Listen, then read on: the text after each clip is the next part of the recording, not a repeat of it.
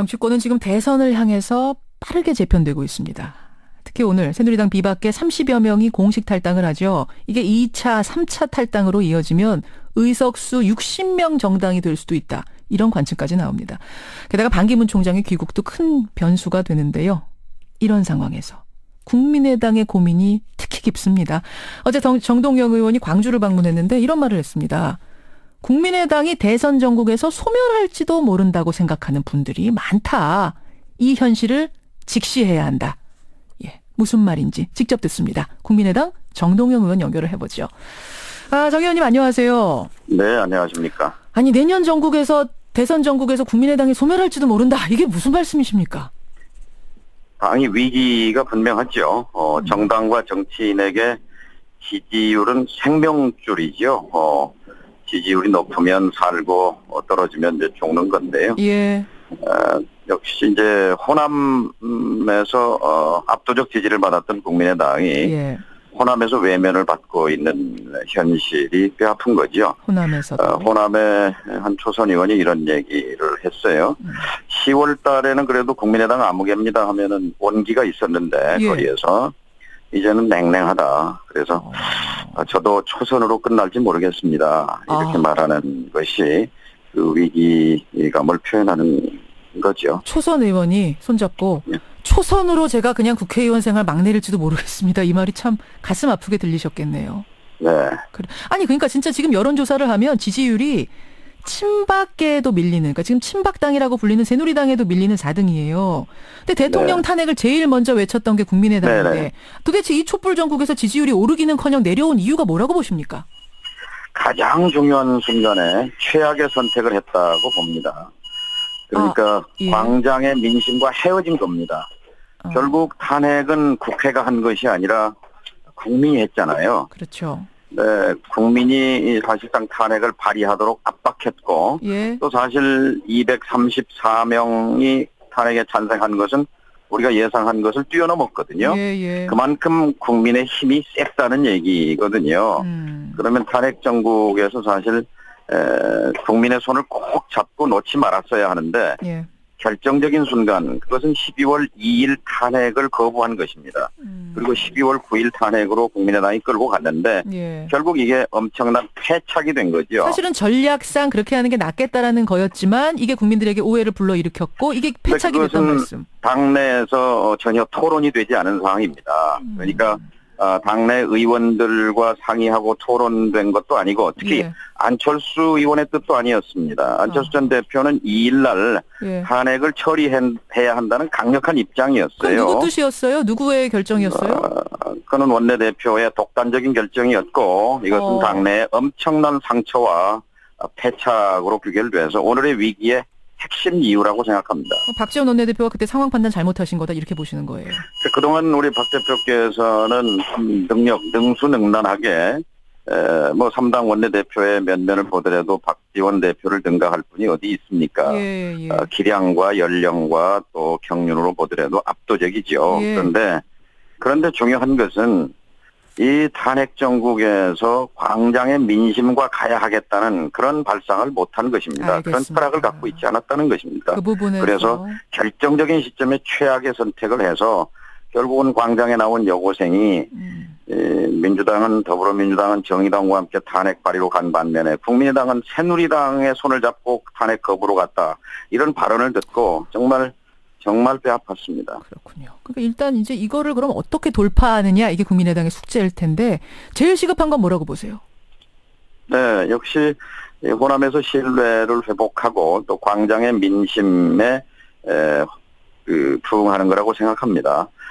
광장에 나온 시민들은 박근혜 탄핵이 목표가 아니지 않습니까? 예. 한마디로 말하면 불평등 문제, 정의롭지 못한 사회 이것을 실천적으로 바꿔내겠다는 그런 의지와 철학, 말이 아니라 그동안 행동으로서 보여온 이런 것을 통해서 신뢰를 회복하는 것밖에 묘수가 따로 있겠습니까? 예, 일단 지금 굉장히 좀 추상적인 큰 얘기를 해주셨는데 사실은 당장 앞으로 다가온 대선 전국 여기에 어떻게 대응하니 현실적으로는 여기에 어떻게 대응하느냐가 중요한 과제입니다. 정당이니까. 선자강론입니다. 지지층의 핵심을 복원하고 그리고 두말할 필요도 없이 호남에 안방을 내줬거든요. 더불어민주당은 지금 호남에서 껑충 뛰어올랐고 맞아요. 예. 그것을 바탕으로 해서 전국 지지율도 뭐 사상 최고치를 30% 갱신을 됐죠. 했는데요. 이제 그에 반하면 지금 국민의당은 안방 내주고 이제 곁방으로 건너방으로 밀려났는데 잘못하면 문 밖으로 쫓겨날 입장이기 때문에 문 밖으로 쫓겨날 정도의 입장이 됐다. 격방 여기서 정도가 아니라. 다시 그래서 오죽하면 예. 수도권에 있는 지역위원장 100명이 예. 서명을 해서 당원의 명령이다. 쇄신 지도부를 구성하라. 당을 새롭게 하라. 그렇지 않으면 우리는 소멸한다 하는 위기감을 지난 12월 19일 날 위원장들 선언을 통해서 밝힌 바도 있죠. 대선 전국에서는 안철수 전 대표만으로는 안 된다. 서로 경쟁하는 주자들이 필요하다. 이러다 보니까 여러 인물들 이름이 나오더라고요. 일단 네. 손학규 전 민주당 고문한테 함께하자라고 안철수 의원이 손을 내밀었다는 건데 이거는 맞습니까? 어떻게 보세요? 이런 것도 이제 스스로가 약하다 하는 것을 보여주는 그런 또 부작용도 있다고 생각합니다. 결국은 왜 이렇게, 왜냐하면 불과 7, 8개월 전 4.13 총선 이후에 예.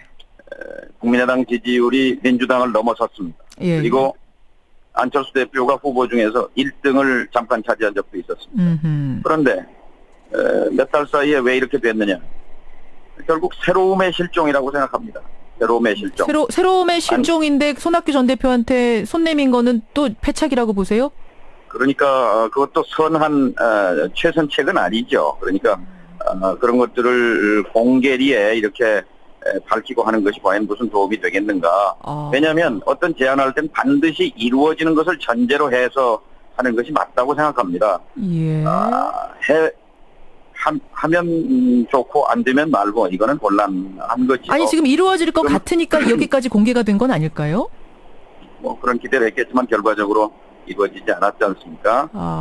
아마 안 대표 입장에서는 굉장히 억울할 것입니다. 왜냐면요. 예. 탄핵 정국에서 갈짓자 행보를 보인 사람은 정작 따로 있습니다.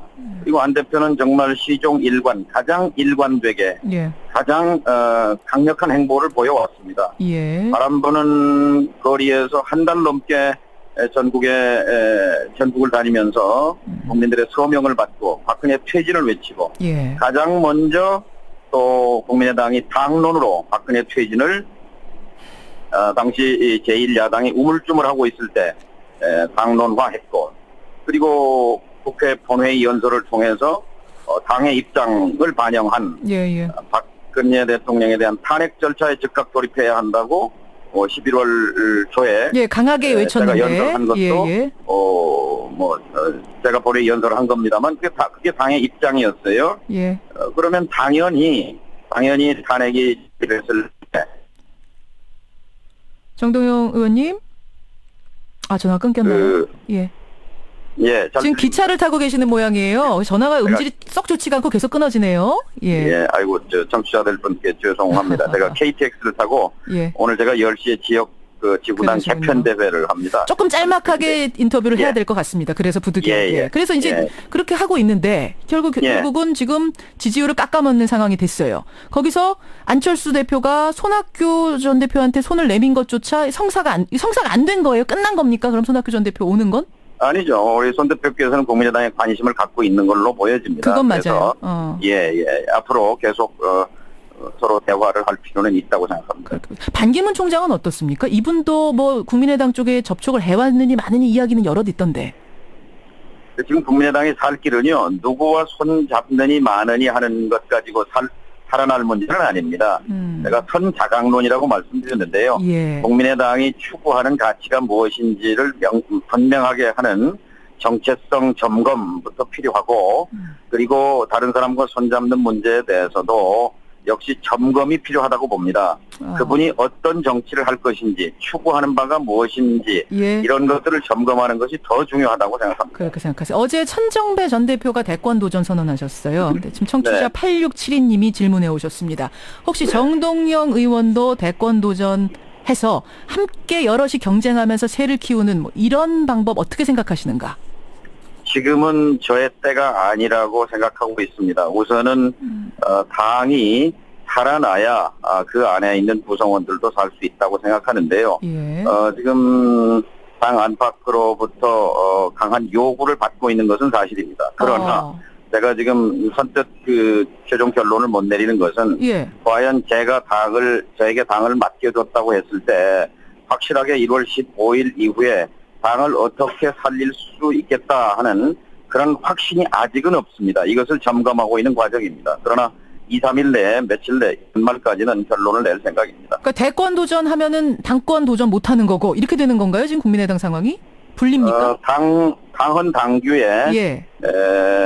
이 당 대표가 되면 대선에는 출마할 수 없도록 당규에 못 박혀 있습니다. 그 두 가지 놓고 고민 중이신 거예요? 대선 출마와 관련해서 지금은 저의 때가 아니다. 이런 생각을 갖고 있습니다. 그럼 대선은 아니고 당대표에 나갈 것인가 말 것인가는 최종 고민 중? 뭐 이렇게 보면 되겠습니까? 그런 셈입니다. 그러시군요. 예. 국민의당 이야기 오랜만에 오늘 좀 깊이 있게 다뤄봤습니다. 정동영 의원님 잘 다녀오시고요. 오늘 고맙습니다. 예, 감사합니다. 국민의당 정동영 의원이었습니다.